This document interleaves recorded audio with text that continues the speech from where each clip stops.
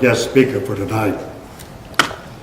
We are fortunate to have this internationally known author, commentator, and inspirational speaker at our meeting tonight.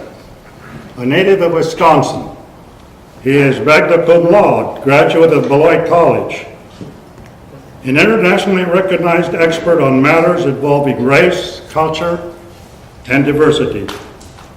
He is an award-winning author of several books, including Green, White, and Red, the Italian-American Success Story, published in 2009.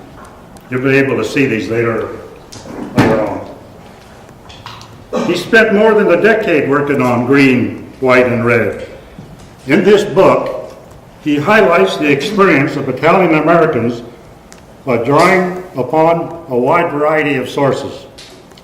During the course of his research, he interviewed hundreds of people around the globe to learn about their experiences and perspectives on Italian American culture.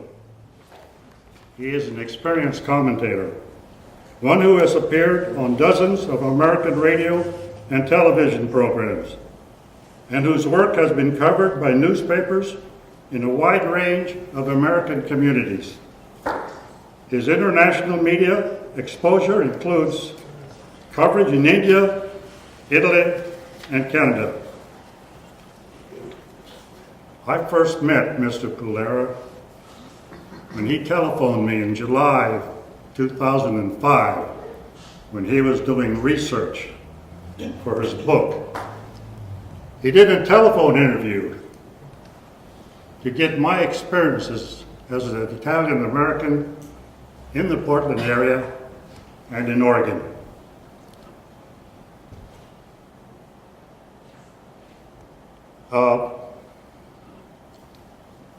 In the ensuing years after 2005, we kept in contact by emailing each other's greetings at Christmas or Easter.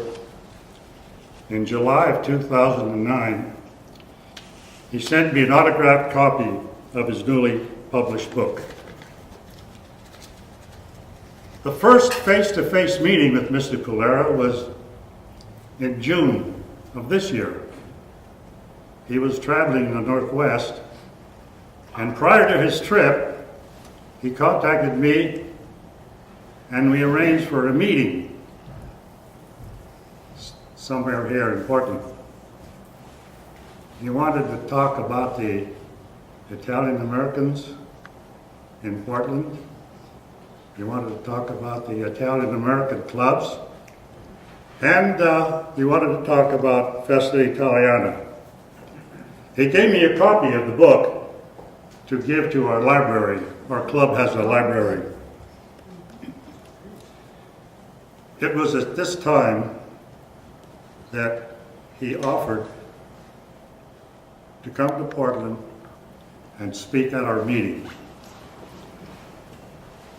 I was thrilled, as was President Carrie Lynn. So we arranged for this meeting tonight. Incidentally, he charges no speaking fee for his speaking engagements because he has such a desire to be with Italian Americans. He comes all the way from Wisconsin to be with us tonight. So please, let's give a warm welcome to Dominic J. Pulera.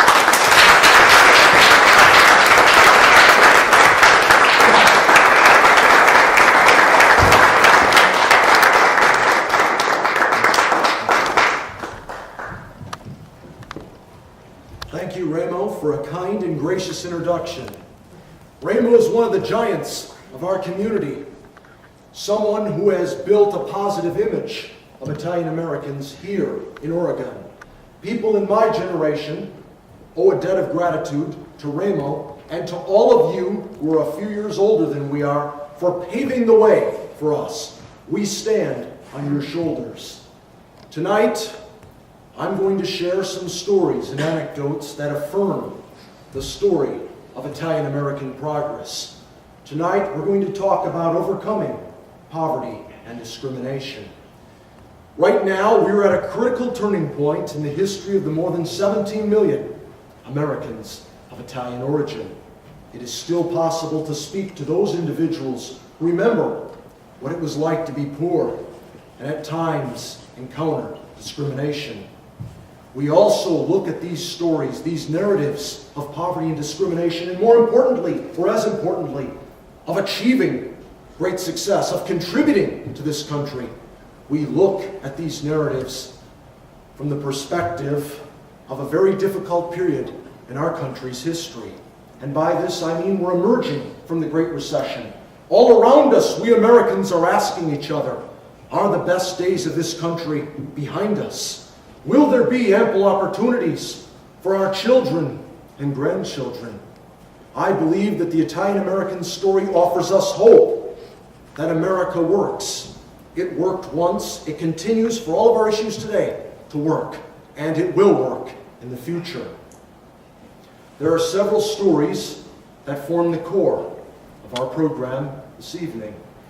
Several stories that illustrate not only the progress of our more than 17 million Americans of Italian descent, but as importantly, the progress that we have made as a nation, a people, and a culture. The first story comes to us from Rockford, Illinois, a medium-sized, traditionally industrial city, about an hour and a half away from Chicago.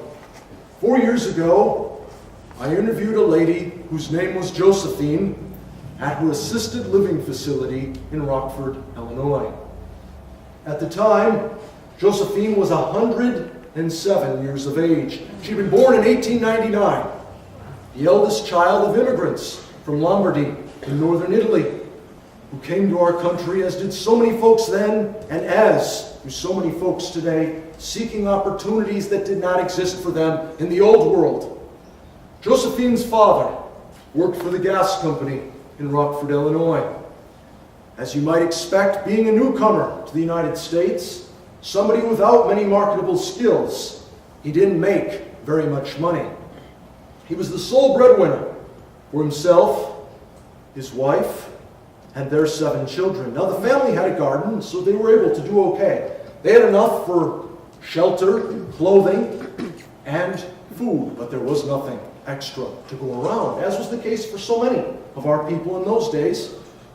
It's part of the story. When I spoke to Josephine in June of 2006 at her assisted living facility, she remembered some stories from her childhood. One of them stood out.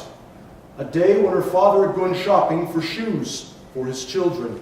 Josephine probably was no more than 9 or 10 years of age. Since the family wasn't especially affluent, Josephine's father went shopping for these shoes at a second-hand store, what we know today as Goodwill, the Salvation Army, or St. Vincent de Paul. Now Josephine and her siblings were waiting at home with a certain amount of anticipation, because young people like new things, even if they come from a second-hand store. Josephine's anticipation turned to dismay, however, when her father came home with this bag full of shoes. He began to take the shoes out of the bag, and she learned that on that day at the thrift store there had only been boys' shoes for sale. Now imagine this, a young girl, no more than 9 or 10 years of age,